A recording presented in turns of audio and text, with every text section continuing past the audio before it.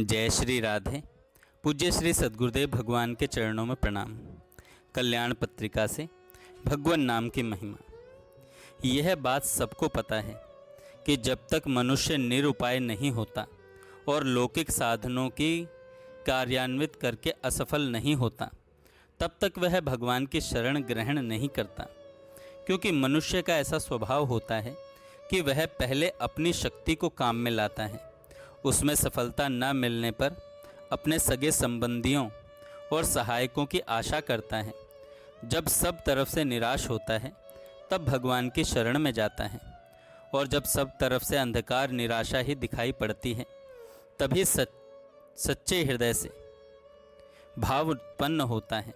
हृदय में ज्यों ही भगवान के प्रति अनन्यता का भाव उत्पन्न हुआ, त्यों ही उसकी वाणी में, स्वर में, आँखों के आंसुओं में वह शक्ति आ जाती है कि भगवान को वहाँ बरबस जबरदस्ती आना पड़ता है। यह है प्रार्थना की शक्ति।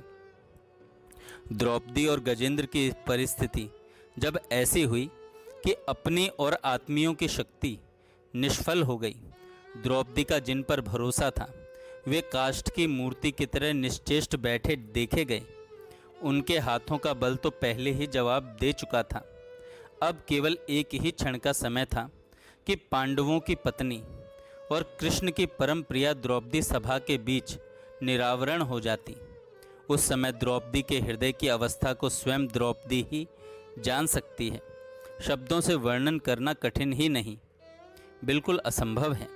उस समय द्रौपदी को महर्षि वशिष्ठ का उपदेश स्मरण हुआ कि बहुत बड़ी विपत्ति आ पड़ने पर भगवान श्री कृष्ण का ही स्मरण करना चाहिए। द्रौपदी ने भगवान को पुकारा, भगवान का स्मरण किया। हे कृष्ण द्वारकावासिन गोप गोपी जनप्रिया। द्रौपदी ने बारंबार गोविंद और कृष्ण का नाम लेकर पुकारा और आपत्ति काल में अभय देने वाले लोकों के प्रपितामह प्रभु नारायण देव भगवान श्री कृष्ण का मन ही मन चिंतन किया। हे गोविंद, हे द्वारकावासी, हे श्री कृष्ण, हे गोपांगनाओं के प्राण वल्लभ, हे केशव, कौरव मेरा अपमान कर रहे हैं, इस बात को क्या आप नहीं जानते? हे नाथ, हे लक्ष्मीनाथ, हे ब्रजनाथ, हे संकट नाशन जनार्दन, मैं कौरव रूपी समुद्र में डूबी जा रही हूँ, मेरा उद्धार कीजिए। हे सच्चिदानंद स्वरूप श्री कृष्ण महायोगिन विश्वात्मन विश्वभावन गोविंद, कौरवों के बीच कष्ट में पड़ी हुई मुझ शरणागत अबला की रक्षा कीजिए। इस प्रकार स्वामी श्याम सुंदर श्री कृष्ण का बार बार चिंतन करके माननी द्रौपदी दुखी हो अंचल से मुख ढककर जोर जोर से रोने लगी।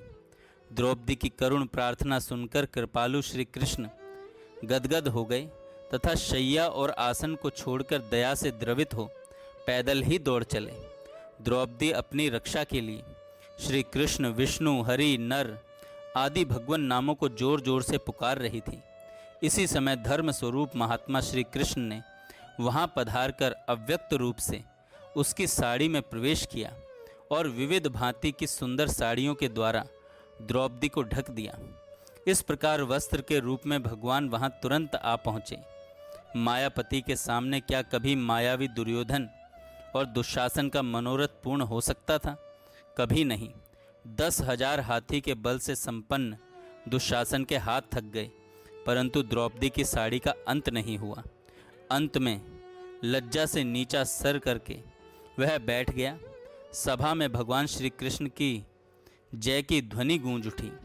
भगवान की प्रार्थना में भगवान के नाम, गुण और प्रभाव का ही तो उल्लेख होता है, और उन्हीं के प्रभाव से प्रार्थना सफल होती है। जय श्री राधे। जय श्री राधे। पूज्य श्री सद्गुरुदेव भगवान के चरणों में प्रणाम। कल्याण पत्रिका से भगवान नाम की